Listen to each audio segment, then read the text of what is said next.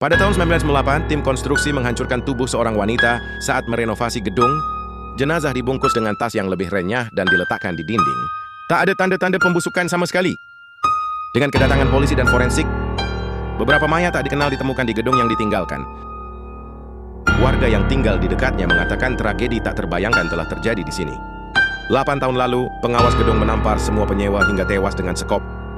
Lalu ia bunuh diri. Desas-desus tentang roh angker menyebar ke seluruh kota. Tak seorang pun berani tinggal di gedung itu setelah itu.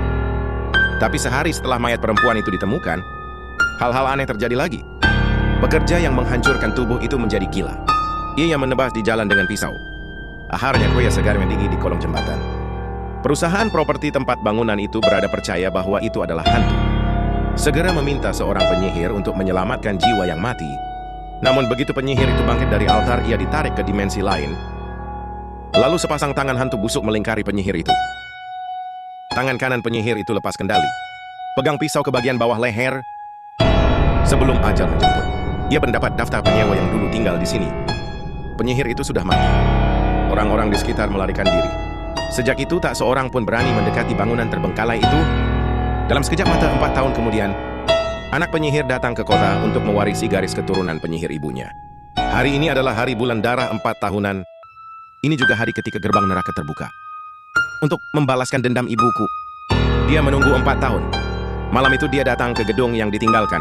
Sebelum masuk, dia pertama kali menggambar simbol darah di gerbang lantai 1. Jimat darah ini bisa menghentikan roh jahat. Hanya yang hidup yang bisa masuk dan keluar. Lalu dia datang ke lantai 2. Dia melihat deretan huruf darah di dinding. Ada roh jahat dengan kepribadian ganda. Tolong cepat pergi. Dao Zheng mencibir beberapa kali. Semua roh jahat seharusnya mati malam ini. Dan dia pergi ke kantor administrator, dan dia menemukan daftar ini yang telah terkubur selama 12 tahun. Kemudian dia menggunakan alat sihir peninggalan ibunya untuk melakukan perjalanan kembali ke tahun 1990. Ambil daftar dan temukan roh-roh jahat yang mati secara tragis dan menyegel mereka. Tapi dia baru saja masuk ke sebuah ruangan. Semua pintu di lorong terbuka dengan aneh. Setelah memasuki ruangan, Dao Zhen menemukan hantu yang dibantai di tempat tidurnya. Dia ingin mencari tahu apa yang sedang terjadi sebelum administrator menjadi gila. Tetapi ketika roh jahat itu mendengar nama administrator, dia tiba-tiba menjadi gila. Pintu di belakangnya juga terbuka entah kenapa. Dao Zhen dengan hati-hati mendekati pintu itu. Lalu muncul roh jahat lain di dalam lemari. Dia menerjang Dao Zhen dengan kalap. Dao Zhen dengan mudah menyegelnya. Dan ketika dia tiba di kamar 304, hantu yang tadi telah menghilang. Nah, secara logika tidak bisa meninggalkan posisi di mana dia meninggal. Perubahan mendadak itu membuatnya sedikit gugup. Lalu dia menemukan sesuatu yang tidak biasa di dalam lemari. Buka pintu lemari. Ada seorang gadis kecil yang tidak berbahaya bersembunyi di dalam. Tapi tidak ada nama gadis di dalam daftar rumah tangga. Saat Kura Dao hendak mengambil tindakan, dan lampu padam. Hantu antar jemput di sekitar kota Dao. Sama seperti 4 tahun yang lalu, tak terhitung pasang tangan hantu menekan tubuhnya. Saat iblis kecil Chu hendak menusuk dirinya sendiri, Dao Zhen tiba-tiba melepaskan diri. Dia mengucapkan mantra dengan ngeri. Namun saat ini dia menemukan bola kertas di bawah tempat tidur. Kembali ke masa 90. Desas-desus tentang bangunan hantu telah membuat kota ketakutan. Dan 3 mahasiswa menyelinap ke dalam gedung dengan tidak percaya. Mereka bersenjata untuk syuting pekerjaan kelulusan mereka di sini, mungkin memenangkan penghargaan. Mereka berjalan di sekitar gedung untuk waktu yang lama dan tidak menemukan sesuatu yang aneh. Dan kemudian mereka naik ke atap. Rumor mengatakan bahwa bulan darah akan terbit pada tengah malam hari ini. Pengetahuan Epirmite tentang bulan darah. Pintu hantu terbuka lebar. Ketiganya awalnya mengira itu hanya legenda urban yang membosankan dan tidak menyangka awan gelap akan memudar.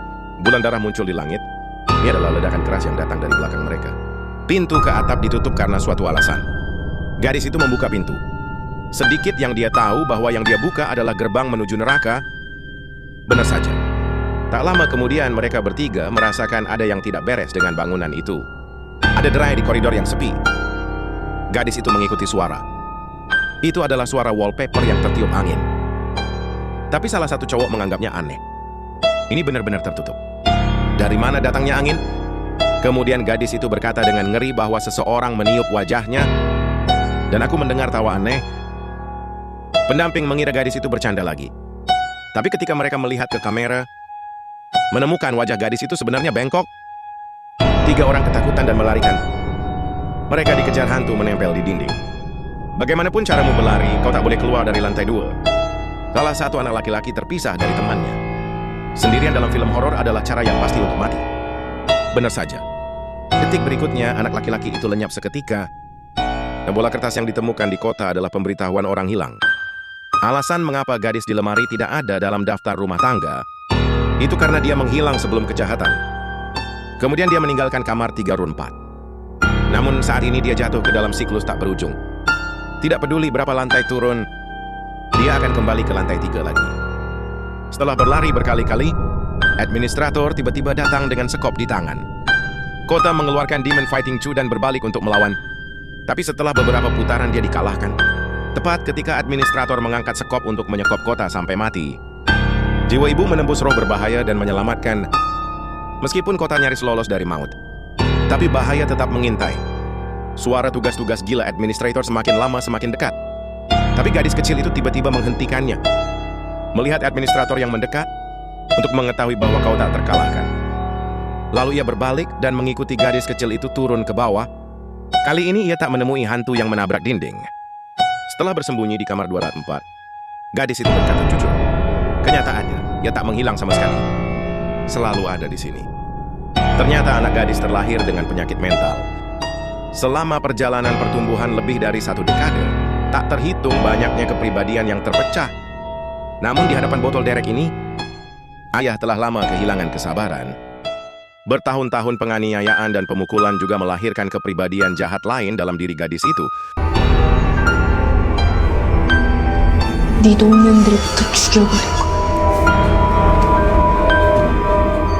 Ayah yang terancam mendorong gadis itu menjauh. Tapi aku tidak ingin mencoba membunuh putriku. Untuk menyembunyikan kejahatan, dia meletakkan mayat gadis itu di dinding.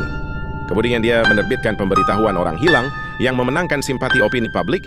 Tapi kebencian kepribadian jahat gadis itu terus bertambah. Dia bersumpah akan membunuh ayahnya. Baru aku mengerti. Ternyata bukan orang lain yang mengendalikan administrator untuk membunuh, melainkan gadis lembut di depanku ini.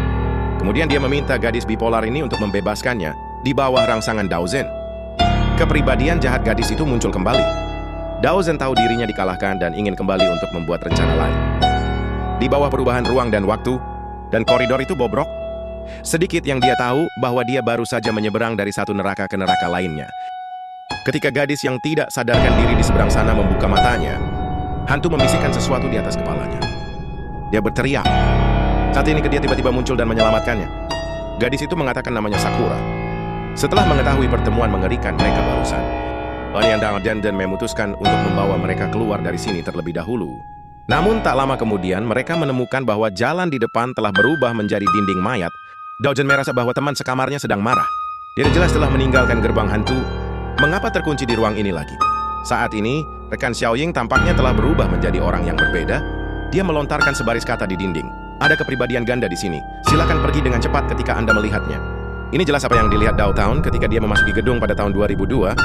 Dia baru saja menggunakan alat sihir untuk melakukan perjalanan kembali. Mengapa ini baru muncul sekarang?